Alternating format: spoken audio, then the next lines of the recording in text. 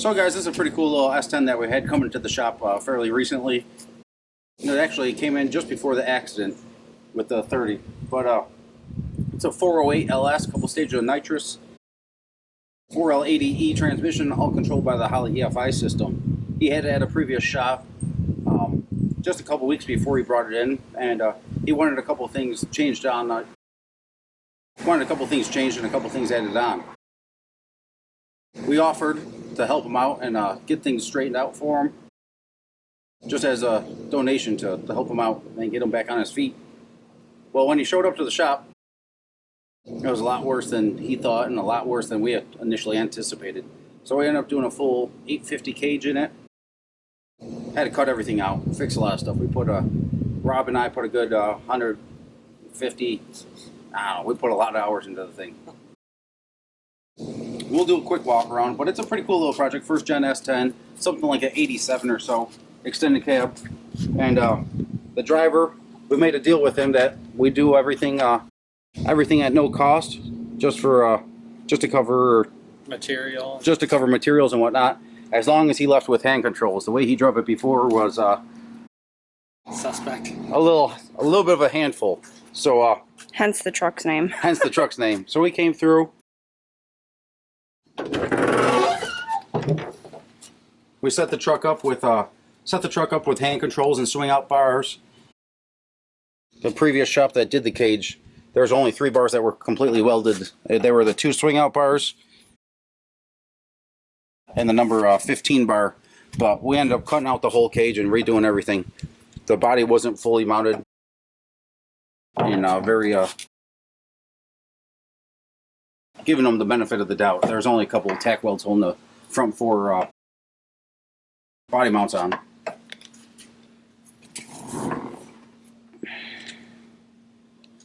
How many bars are in this? There's about 12 bars in this chassis. It retains factory floor. He runs some 28 small tire stuff. Then he does some true street stuff as well. He drives this thing all over the place. So we added a 20-gallon fuel cell to it. Mounted the fuel cell, added some dash 12 bungs and a dash 10 return for him.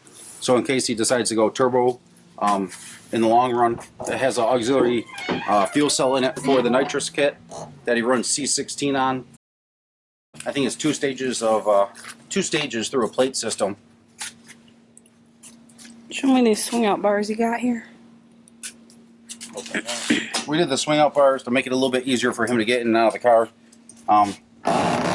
They fit pretty nicely once they're in there. Maybe we could do maybe we could get a shot of that once it's in there. You know what? Let me close the other door and you'll reach in here. And sure. Show the other side. Sure.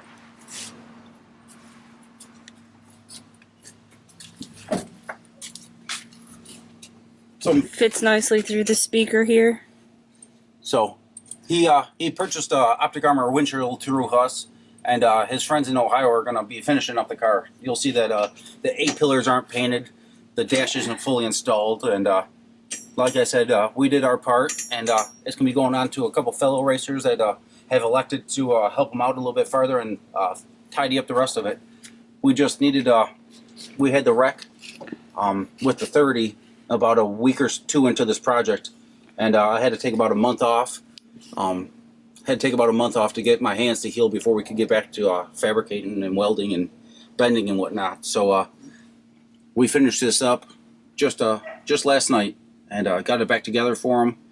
And they're going to finish up the Holley wiring. They're going to finish up the fuel system that was more or less ruined. They got to run new nitrous lines and all that. That was all stuff that was burnt at the previous place. But he was able to source a new dash for us so we could make it a old dash bit. was just The dash was pretty well butchered. cut up, yeah. The whole backside of the dash was cut out. The way we did the cage, this whole piece will be able to fit back in here, but they got to come through here and redo all the Holley wiring that fits up underneath along the firewall there. So before everything gets put back before together. everything gets back put in. So you'll see the stuff. Normally, if we were doing a cage, it would be if we did it from the beginning to the end, that would be all situated. But we have to get back to working on a new project for ourselves and get back. We've got some other stuff coming in. Yeah, we got some projects coming in. We have a turbo kit that we're supposed to be doing here pretty soon. Hey, zoom in on this door when I close it. Oh. See how well it fits.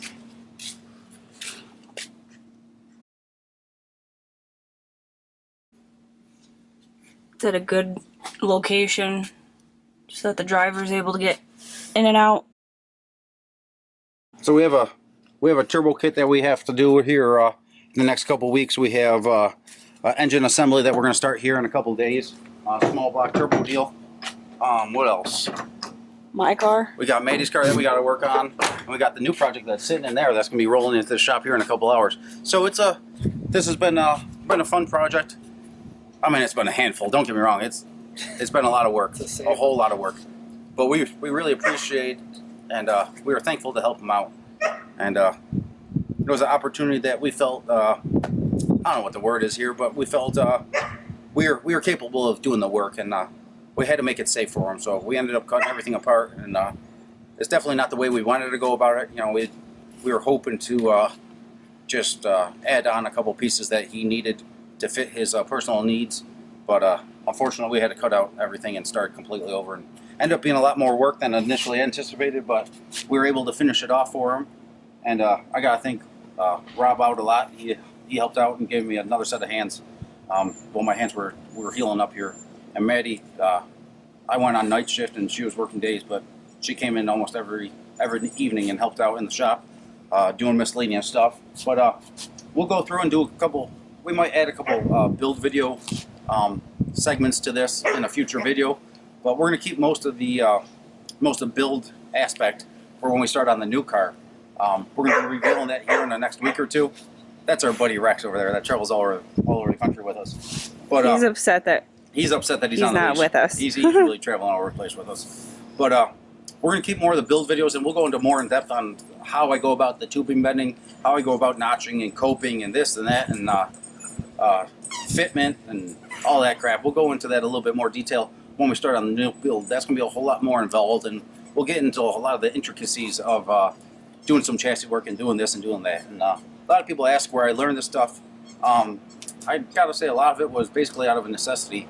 A good friend of ours offered to use his tubing bender for this deal. I had full intention. He allowed us to borrow it. Yeah. He allowed us to borrow it. A good friend, Don Foss.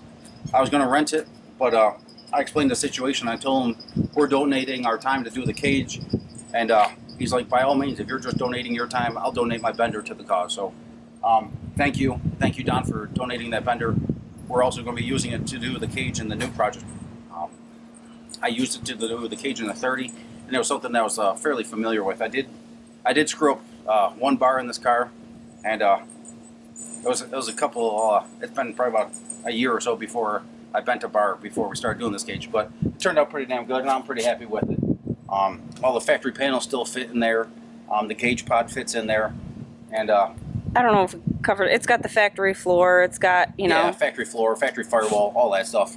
I believe it's on Cal tracks. It's a lease spring car. It might be on assassin bars, but yeah, Holley FI, pretty cool project for him. It's a two-stage nitrous kit, and we can't say how fast it goes, but it makes a little over 1,000 horsepower with all guns a-blazing, and he drives it all over the place. It's on 93 octane, then through the auxiliary system, auxiliary fuel system for the enrichment fuel on the nitrous. That's on C16, but it carries two 15-pound nitrous bottles, and we mounted the 20-gallon fuel cell back there as well. So it should be a cool project for him, and we were happy to help him out, and we're looking forward to what his friends do in Ohio to help finish off the car, and he should be able to get back racing here within the next week or two. So we're happy to help you out, Guffey, and it's Can't wait to see you racing again. yeah, we can't wait to see you back out there. Somebody, if we're not out there, somebody's got to be out there. We're out there racing. We gotta see our friends out there running. So Nick, should we give a little bit of our first expectation of where the new project is going to be? as far as what? The first race we plan to attend? Yeah. with So it? our first project, or the new project. So guys, you're gonna think I'm freaking nuts, especially when we release this video, and we're trying to aim it for Summit, some racing equipment's Midwest Drags, which is in what's that? That's early. That's May. 2021. That's May of 2021. So we're going to try to build a whole car. When I say a whole car, I mean like a whole car by May of 2021. And it's like everything new. We just dropped off the transmission to Dion at Vickers Performance here just a couple days ago. Over the weekend. So that was 2 days ago that we dropped that off, and he's going to try to save as much parts out of the transmission as he can. We have a bolt together converter from Hughes, so I should be able to disassemble that and replace any parts that need there. And we're going to pick up some new pieces for the car this coming weekend. And we're going to take a little trip. It's going to be a 7-hour, 8-hour round trip before we can make it back for a birthday party Saturday afternoon. But that's going to be a bad day. You failed to mention that last part about the trip. Yeah. So it's going to be a bad day. We're expecting some big things on the new car, and it's definitely not going to be a cookie cutter. But stay tuned in about a week or so. We'll release the new video. We're going to actually film that here in about 30 seconds. As soon as we cut this video, it's not 30 seconds. We got to rearrange all the trailers and stuff like that. But we're gonna do that video here real shortly, and we'll post it up in probably about a week or so. So, guys, stay tuned. Make sure to follow the page, Hustlin Horsepower. We're on Facebook also. It's Nick and Maddie, Bonnie and Clyde. So, and we gotta thank Rob that's been helping out, and our good friend Ryan that comes by occasionally.